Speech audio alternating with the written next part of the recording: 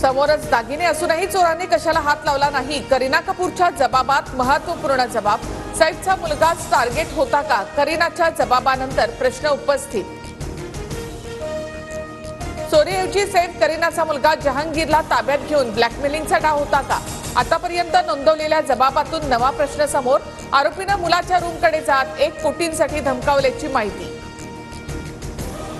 सैफच्या नव्हे तर त्याच्या मुलाच्या हत्येच्या इराद्याने आरोपी घरात शिरला होता. जितेंद्र आव्हाडांचा खळबळजनक दावा. प्राणघातक हल्ल्यातून नशीब बलवत्तर म्हणून सैफ वाचला, अशी प्रतिक्रिया. वांद्रे आता सुरक्षित राहिलेलं नाही. सैफ अली खानवरच्या हल्ल्यानंतर अजितदादा गटाचे नेते जिशान सिद्दीकींचं विधान. काही दिवसांपूर्वीच वांद्र्यातच जिशान सिद्दीकींचे वडील बाबा सिद्दीकी यांचीही हत्या. सैफ अली खानवरचा हल्लेखोर गुजरातच्या दिशेने पळाल्याची माहिती. आरोपीचे 5 सीसीटीव्ही फुटेज समोर. टी शर्ट बदलून नंतर दादरमध्ये हेडफोन खरेदी केल्याचं सीसीटीव्ही मधून स्पष्ट. अभिनेता सैफ अली खानच्या तब्येतीमध्ये सुधारणा. सैफ अली खानला सोमवारी डिस्चार्ज मिळणार. नाराज छगन भुजबळ राष्ट्रवादीच्या शिबिराला उपस्थित. मात्र शिबिरामध्ये आलो म्हणजे सर्व काही आलबेल नाही, असं विधान. अजित पवारांशी अद्यापही भुजबळांचा अबोलाच. धनंजय मुंडे राष्ट्रवादीच्या अधिवेशनाला जाणार नाहीत. प्रकृती बिघाडाचं कारण. आजपासून शिर्डीमध्ये राष्ट्रवादीचं 2 दिवसांचं शिबिर.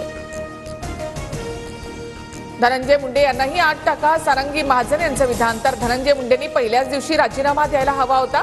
सारंगी महाजनांची प्रतिक्रिया. सतीश चव्हाण यांची पुन्हा राष्ट्रवादीमध्ये घर वापसी. पवार गटाचे आमदार सतीश चव्हाणांचा अजित पवार गटामध्ये प्रवेश. सतीश चव्हाण यांनी शरद पवार गटाकडून गंगापूर विधानसभा लढवली होती.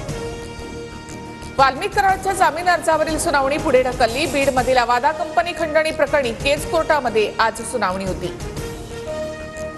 संतोष देशमुख हत्या प्रकरणातील सर्व आरोपींना न्यायालयीन कोठडी. सुदर्शन घुलेसह 6 आरोपींना 14 दिवसांची न्यायालयीन कोठडी. एसआयटीने स्वतःच आरोपींची न्यायालयीन कोठडी मागितली. कराडवर फसवणुकीचा आरोप करणाऱ्या शेतकऱ्यांवरच लक्ष्मण हाकेंनी संशय घेतला. हार्वेस्टर अनुदानासाठी शेतकऱ्यांकडे 10 लाख कुठून आले? अप्रत्यक्षपणे कराडची बाजू सावरत हाकेंचा शेतकऱ्यांना सवाल. पडताळणीपूर्वीच 4000 महिलांची लाडकी बहीण योजनेमधून माघार. पडताळणीमध्ये अपात्र ठरण्याची टांगती तलवार असल्यामुळे माघार घेतल्याची माहिती.